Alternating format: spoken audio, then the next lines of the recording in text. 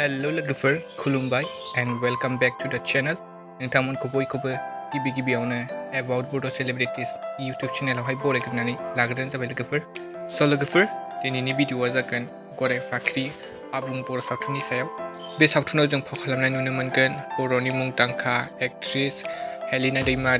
संगीना ब्रह्म लोगोसेनो मिथि नार्जारी आरो रजनी बसुमतारी बिथांखौबो लोगोसेनो अनजालि दैमारी बिथांखौबो ओमफ्राय लोगोफोर नोंथांमोनाथ' गोबाङानो बे मुभिखौ नायनो थाखाय गोबां एक्साइटेड जानानै दं जानांगौ ओमफ्राय लोगोफोर बे मुभिनि शुटिंआथ' जोब्बायानो ओमफ्राय लोगोफोर रजनी बसुमतारी बिथाङाथ' गावनि ससियेल मिडिया एकाउन्टआवहाय बेखौहाय खोन्थानानै होखादोंमोन बे मुभिनि शुटिंआथ' जोब्बाय आरो बेनि माखासे एडिटिं सोलिगासिनो मुम्बाइआव आसा खालामो जों थाबैनो बे मुभिखौ नुनो मोनगोन लोगोफोर नोंथांमोनाबो नायनो थाखाय एसे नेनानै थाबावदो लोगोफोर दिनैनि भिडिअआ बेनोमोन नोंथांमोना भिडिअखौ मोजां मोनोब्ला लाइक खालामबानो जाबाय आरो चेनेलखौ साबस्क्राइब खालामबानो जाबाय गोजोन्थों and thanks for watching